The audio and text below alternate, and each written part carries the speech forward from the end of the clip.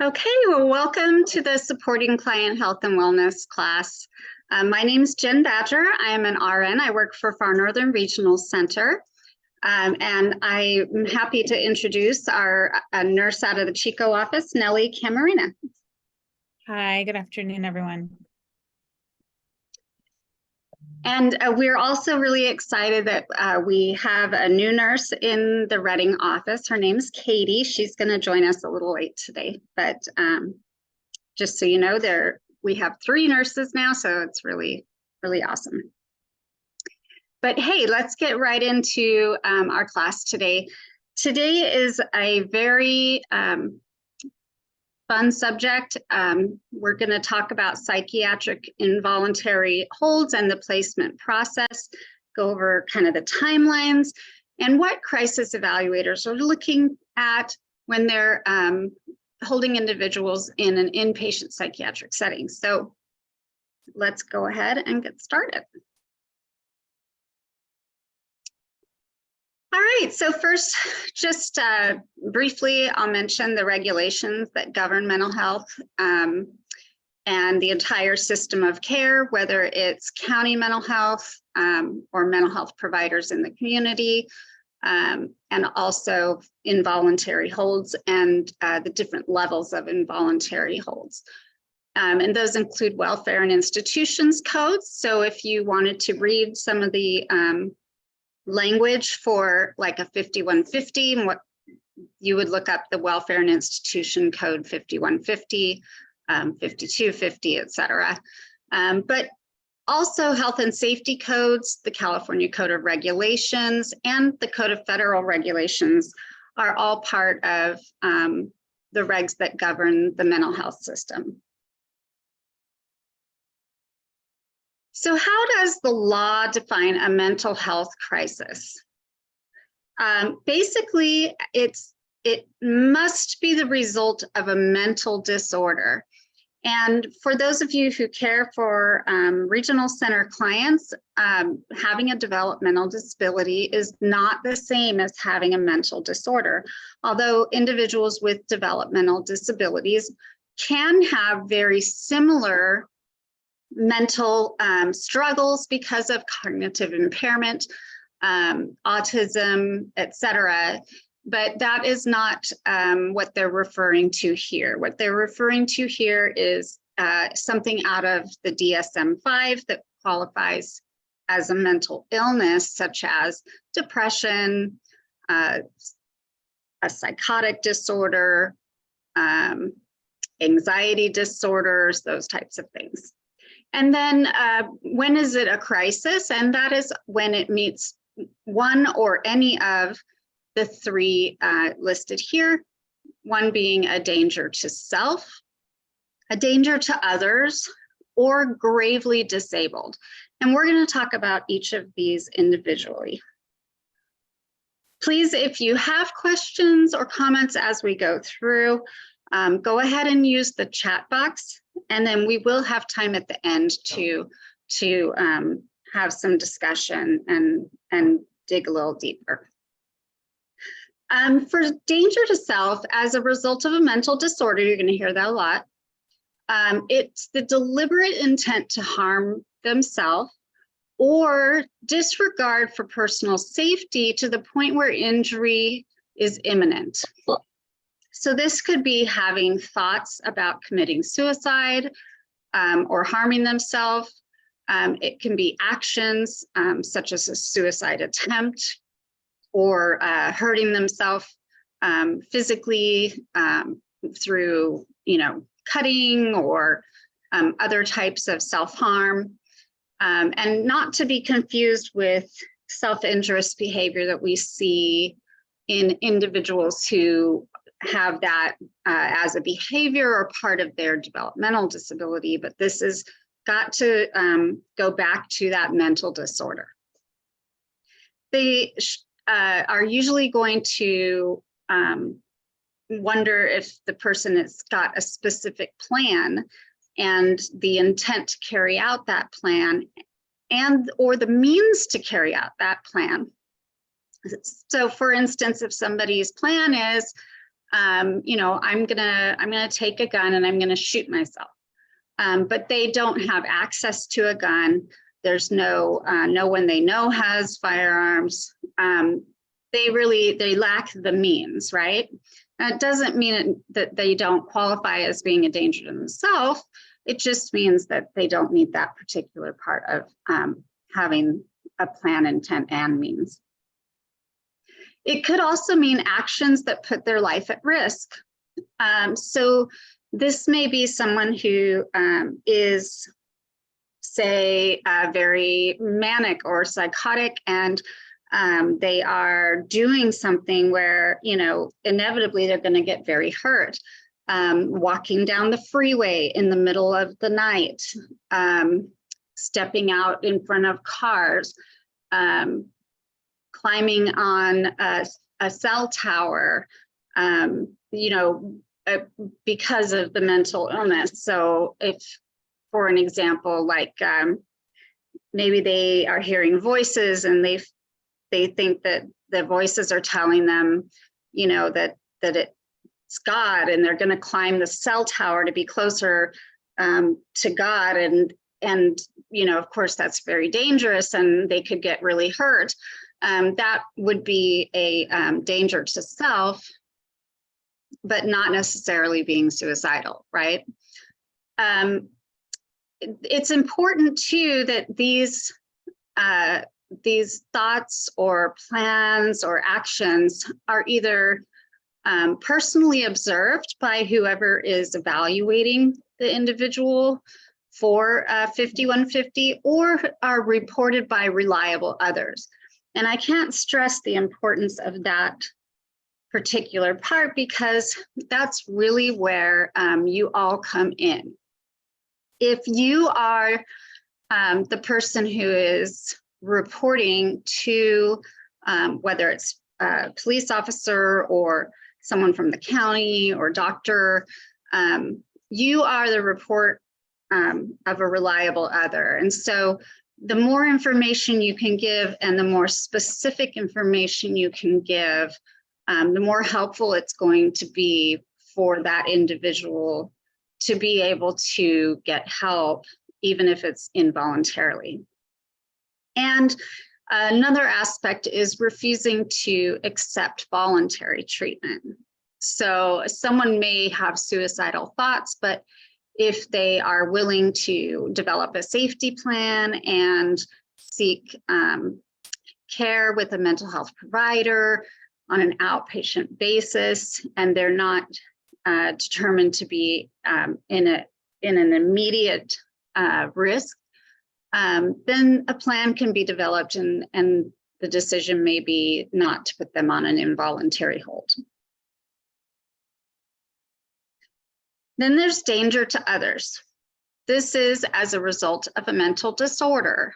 The person expresses harm to others or demonstrates behavior that puts safety of others at risk of serious harm, unintentionally or intentionally. And so this, I'll kind of skip ahead to the last bullet point here. What that is referring to, and I'll use the example that I used a little bit ago about someone walking on the highway in the middle of the night because they're maybe psychotic and you know, think they're gonna walk to Hawaii or something. You know, that behavior is irrational, it's impulsive, it's reckless, and it puts others in danger because they could cause a major accident, right? I mean, they could get hurt, but someone else could get hurt as well. And so that can qualify as being a danger to others. Now back to the first bullet, actions or thoughts about causing bodily harm to another person. So either they have caused harm or they are thinking about or threatening to cause harm to another person. And it doesn't have to be anyone specific. But if they are having those thoughts or, you know, taking those actions toward others, then they're a danger to others. It can also mean having threats or intentions specific to a particular person. You know, if if that's the case, then it falls under the requirement for a tariff-off warning to the person who is being threatened, if they don't already know, right? But it doesn't necessarily have to be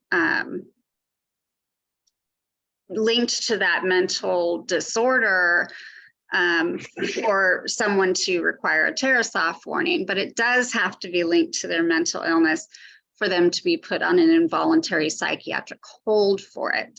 So someone who maybe is very, very angry at like their ex or something and is making threats, they aren't necessarily a danger to others because of mental disorder. They might just be a danger to others because they are threatening someone. And those folks generally end up in jail as opposed to in a psych hospital. And the person, again, has a plan, intent, and or the means to carry it out. So these are all things that are going to be looked at and evaluated when the person presents for evaluation for 5150, and all taken into consideration before that hold is written. And the last one is grave disability. So this means that as a result of a mental disorder, the person is not able to provide or utilize food, clothing, or shelter. And we'll talk about each of those. And the language is very specific: food, clothing, shelter. Okay, so for food, this person may be malnourished, maybe they haven't eaten for many days, they're dehydrated, they're not drinking water, they're walking around out in the hot sun and the Reading heat, in the middle of summer. Maybe they're at home, but they have almost no food in the house. Maybe they don't want to eat what's in the house because they're paranoid. They might think it's poisoned or, toxic in some way.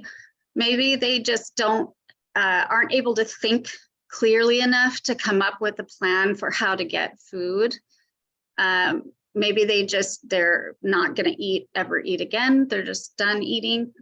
And another thing that they would look at is whether they've lost a lot of weight without any reasonable explanation.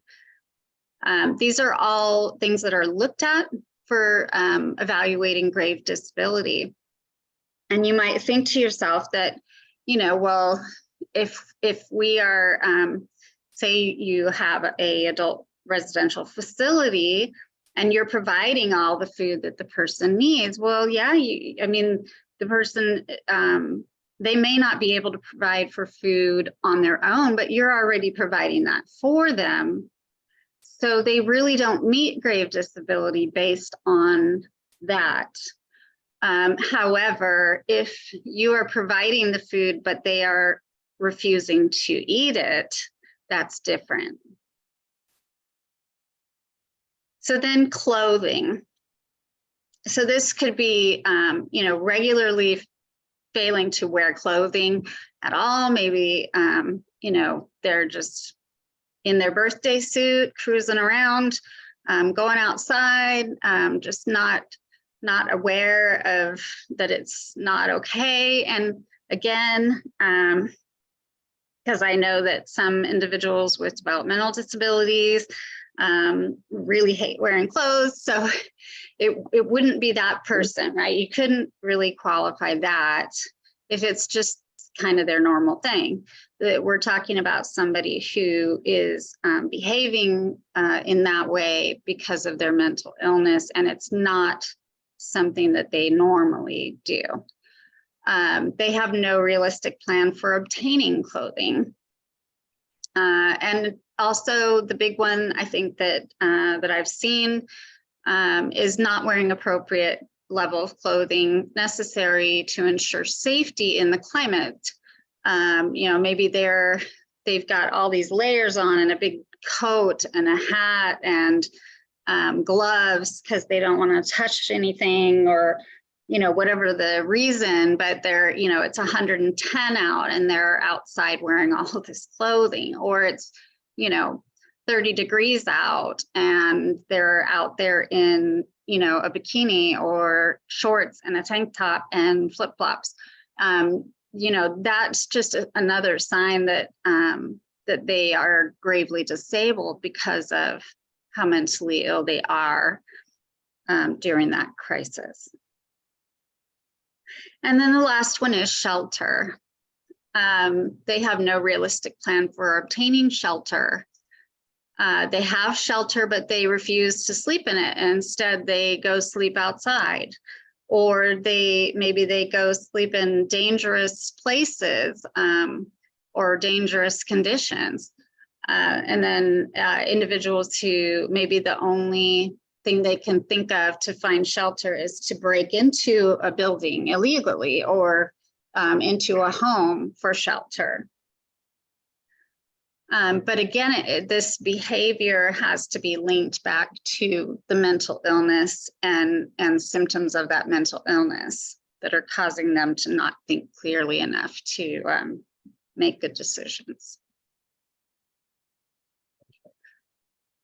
So another important piece of this is that others have to indicate a willingness to help the person with food, clothing, and shelter if they can't do it themselves.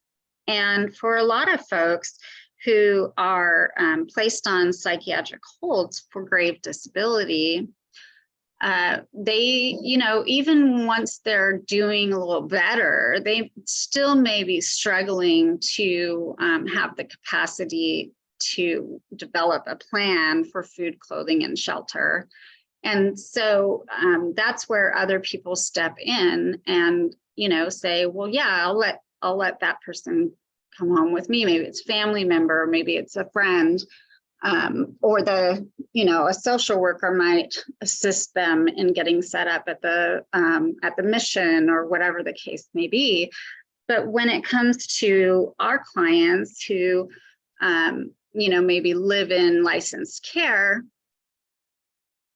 there has to be that willingness to provide the food, clothing, and shelter. And on the vice versa, if the individual's psychiatric illness and symptoms are so severe that it's unsafe for them to be in the facility, and which is obviously not locked, generally not locked, there's other vulnerable individuals there, then, one way to explain to a crisis evaluator that this person's gravely disabled is to also explain that they're really not safe to be in the home, and that there's not a willingness to help with food, clothing, and shelter until they receive psychiatric care. That can be kind of a sticky ground, though, and we'll talk more about that in a little bit. And again, minors are treated the same because they're dependent on family to provide their food, clothing, shelter. It's not so much being able to obtain, but actually being able to utilize. Are they eating? Are they drinking? Are they getting dressed appropriately? Are they staying home, at night, etc.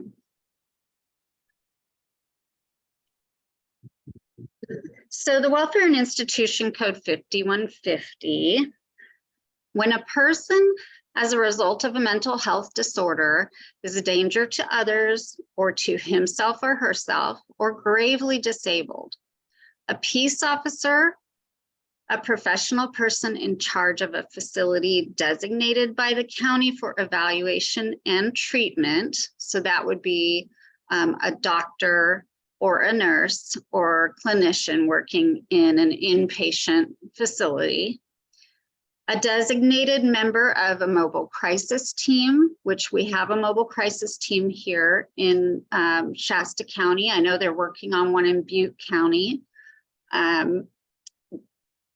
They can write 5150s, or a professional person designated by the county can, upon probable cause, take or cause to be taken the person into custody for a period of up to 72 hours for assessment, evaluation, and crisis intervention. So that is how the law is written. And we're going to talk a little bit about those people and where they come into play. So when a law enforcement officer writes a 5150, this is out in the community, right? Someone's having a crisis, we call 911, the police show up, and if they can, they'll actually get the person to cooperatively get in the car and go to the hospital, and they'll let the crisis evaluation happen once they're there. But if that person's not willing to go voluntarily, then the law enforcement officer will write a 5150.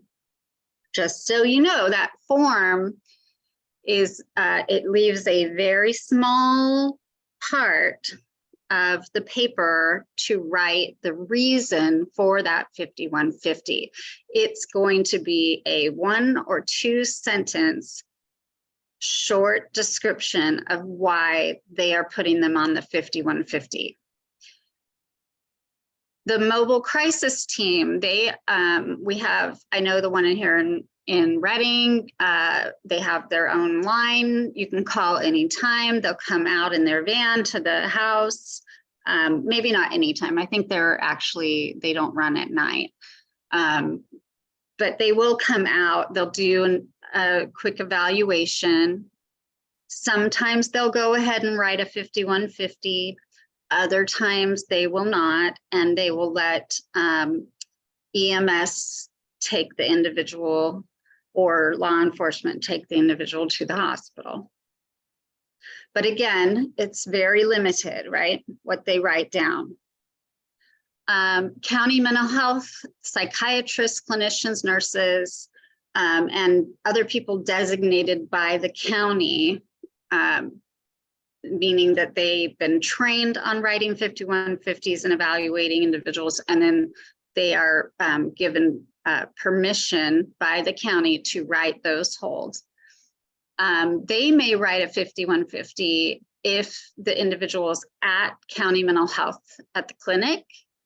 I've seen that happen a lot, where someone will be taken into county mental health to be looked at or talked to because they appear to be in crisis, and then the doctor will go ahead and write a hold, and then they send them to the ER. Or sometimes county mental health workers will go out in the community. Usually it's for their clients specifically, who they've received a call that they think that they're in crisis, and so they'll go out and they might go ahead and write the hold. And then the county crisis evaluator, and you see the nice red star there. This is the most important person in the involuntary hold process. So this the person who sees the client in the emergency room. Okay, now you remember I mentioned that on the 5150 form, it's got just a very tiny little section to write down what happened or why they're being put on hold, right? It's very specific. So say the law enforcement comes out and you're there, and your guy's in crisis, and maybe you may have talked to them for 30 minutes about all the stuff that's been going on, what they've been doing, everything. And then they're going to write that 1 or 2 sentences on that 5150. And that piece of paper is going to go to the ER with the client. Once the client gets to the emergency room, the county crisis evaluator is the person who will do the actual crisis evaluation. It's an evaluation that is several pages of assessment, And then they determine if the 5150 is going to be upheld or not. The only time that they don't do that initially is if the hold was written by one of the other people from county mental health. Then they don't go and see them right away. But I guess what I want to emphasize is that whatever you told law enforcement or the mobile crisis team, or even, you know, an ER doctor or a nurse, it's not going to be in that few. You've got to make sure that that information is getting to that crisis evaluator from the county. Okay, so they're in the emergency room, right? They've made it there, whether they were had a 5150 written in the community or not. And once they're in the emergency room admits them as a emergency room patient, and their initial response is going to be to make sure there's no imminent threat with that person. So if they are a danger to others, maybe they are throwing punches, maybe they are throwing items at people, trying to wrestle people down, they're going to probably give them some IM medication to calm them down. Maybe even they will have to use physical restraints, whatever the case may be. If that individual is actively trying to harm themselves, maybe they are banging their head against the wall or wrapping the call-light cord around their neck, or you know, trying to grab sharp objects to hurt themselves. Same thing, you know, the ER staff, they are going to try and get that person under control from that immediate threat. That is their role. Their second role is to provide medical clearance. And what that means is they're going to run a bunch of labs. They might even do like a head CT. If there's any medical history that could be contributing to the person's mental status, they will be looking at that. And the whole purpose of that is to make sure that there is not a physical medical reason for why that person is having mental or cognitive symptoms. You all probably know that sometimes when people get a UTI, for instance, it can actually cause psychosis and really wild behaviors. Then, you know, and then you treat the UTI and that person gets better. So, you know, that's just one example of a reason why somebody might have a medical condition that looks like a psychiatric crisis. If they had a head injury, you know, if they had a medication error, or you know, maybe they stopped taking their medications, and I'm not referring to psych meds, although that's common, you know, but maybe it was medical medication, maybe they have some other medical reason. So their goal is to rule that out, right? Make sure it's not medical. We're looking at psych. And so at that point, once that individual is determined by the ER doctor to be medically clear, then the county crisis evaluator is notified and they can come evaluate the individual. If this happens in the middle of the night, the evaluator is probably not coming till the next day. But they do try to get in as soon as possible, because when somebody's being held involuntarily, they want to make sure that they're evaluating them as quickly as they can, so that they can either start looking for inpatient placement or discharge them home. So when that crisis evaluator comes in, they are going to look at the 5150. read what it says, that little blurb, and they're going to talk to the nurses and see how the individual has been since they got to the emergency room. And then they're going to go spend a good amount of time talking to the patient. And they're going to ask a lot of questions about what's been going on, and, you know, have you been under a lot of stress? Have you been taking your meds? Do you use drugs? All of those things, right? They're going to put together their evaluation, and they are going to determine if the person needs to be held involuntarily or not. And just so you know, unless it's a minor or individuals who have private insurance, any inpatient psychiatric hospital stay requires a 5150 to get in the door. So there's a lot hanging on this crisis evaluation, right? So again, super important to be able to ensure that any of the background information that you have is getting to that evaluator before they make their decision. And they make their decision pretty quick, I can tell you that. They don't call the officer to ask what was going on, what did the house say? They don't do that. Maybe if they're really good, they will call the house and talk to staff or the administrator, but more than likely they won't. So that's why I highly recommend that somebody who knows what's been going on is there with the client when the evaluator comes.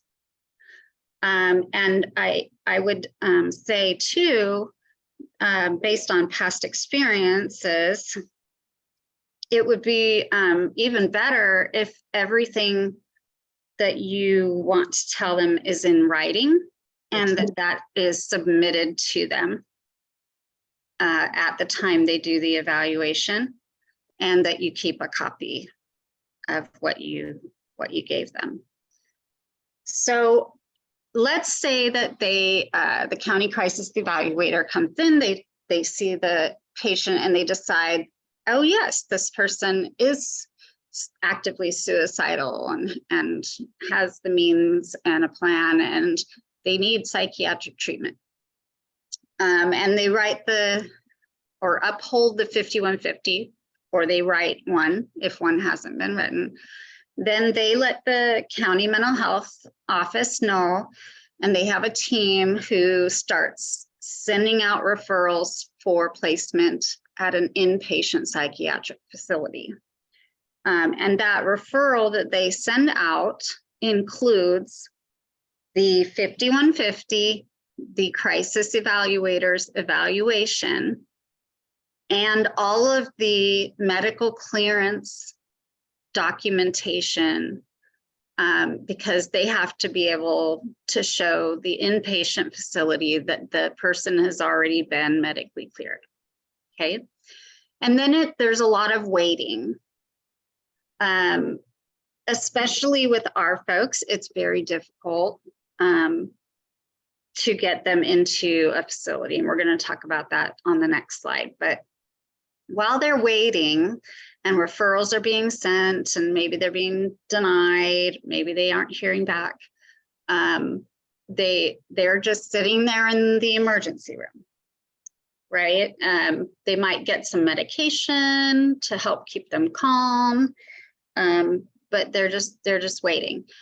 If they wait for a full day, 24 hours, the county crisis evaluator comes and evaluates them again every 24 hours.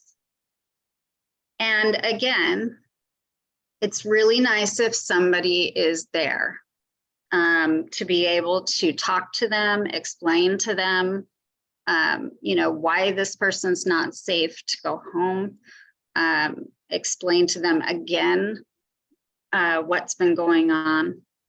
and, with the hope that they're going to get some inpatient treatment. So that happens daily on the third day at 72 hours. For the most part, they're going to be discharged if they're not suicidal, if they're not making threats to hurt other people, and if they're not clearly gravely disabled.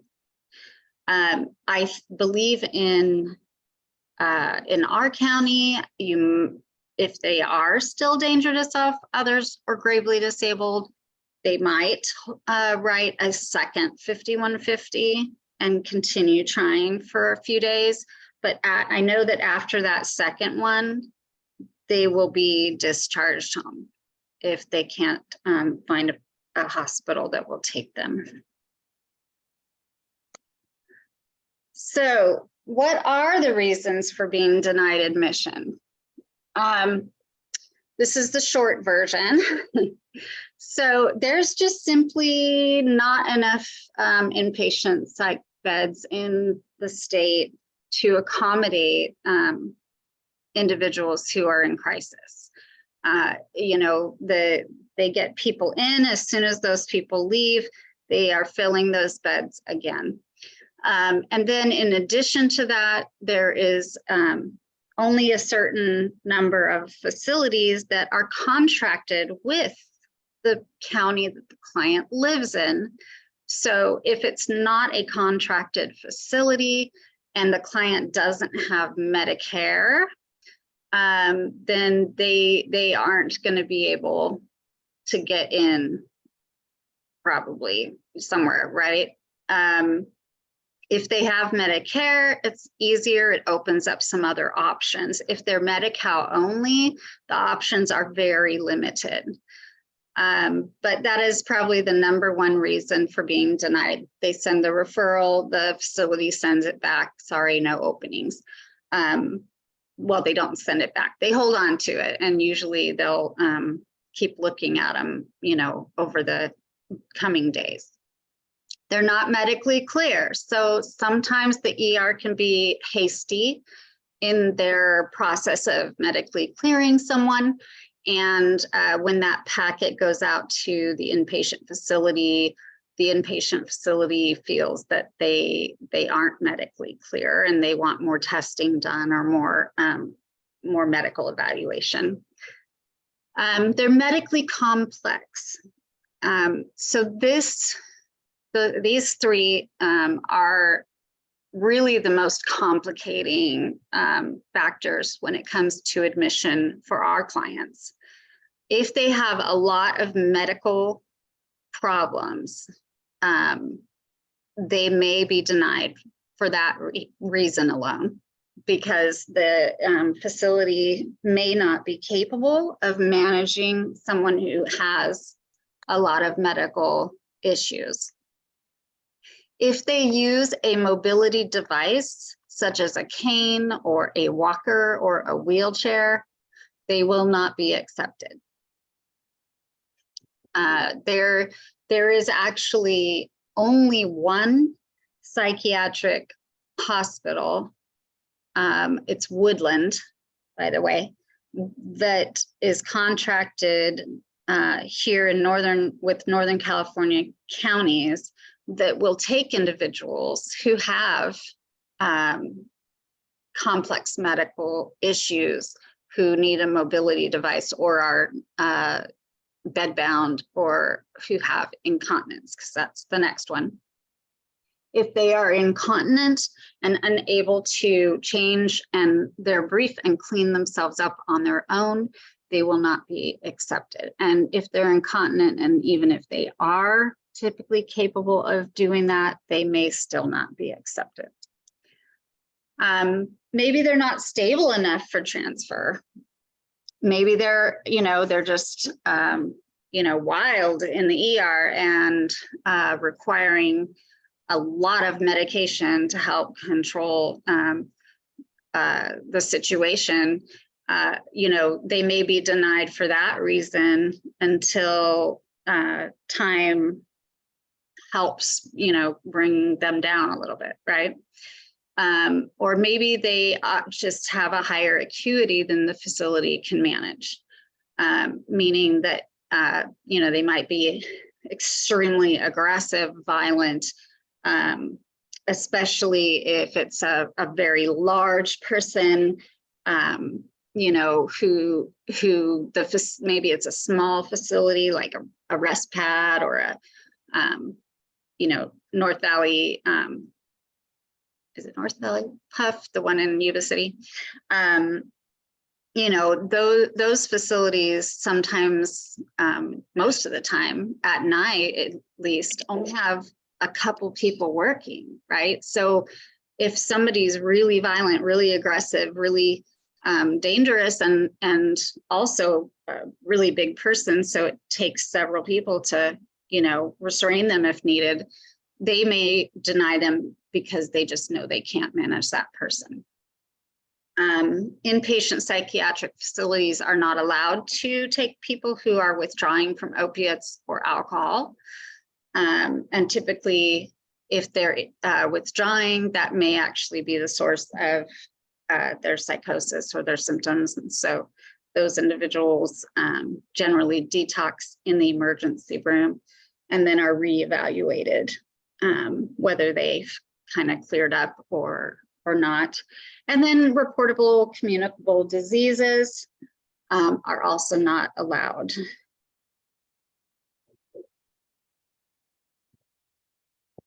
So let's say the magic has happened and our client has been admitted to an inpatient psychiatric facility.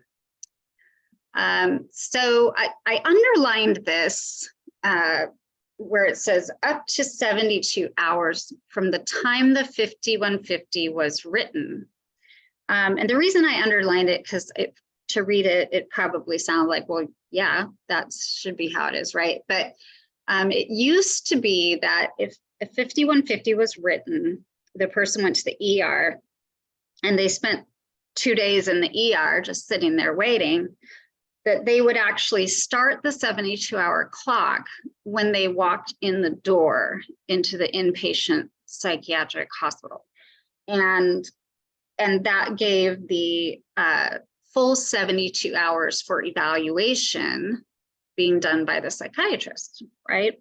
But California recently changed the law. And so now it has to start from the time the 5150 was written. So if your client gets a 5150 written on a Sunday evening and they don't get into an inpatient facility until Wednesday morning, the facility only has a very short amount of time to evaluate that individual. And so it presents some challenges. But ideally they would get admitted faster than that, but we all know that's not so much the case. Once they're at the inpatient facility, they're going to be assessed for that criteria, that danger to self, danger to others, or grave disability. Every day, again, kind of like the crisis evaluator from the county, right? Every 24 hours, they got to come see the person and evaluate them.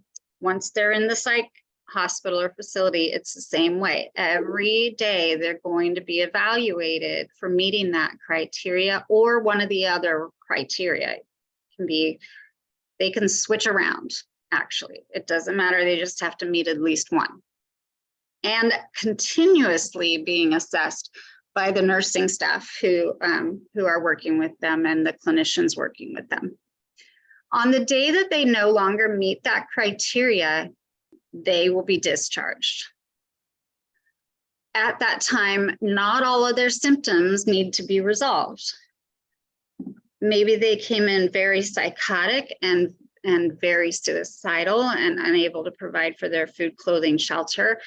And maybe they stayed for a few days, got back on their meds, and they're no longer suicidal, and they've come up with a plan working with the case manager for food, clothing, shelter, but they're still hearing voices and they're still somewhat anxious, maybe a little paranoid, but not bad, you know, they may still get discharged, because it doesn't mean that all their symptoms are resolved to not meet criteria. It means that they're not DTS, DTO, or GD.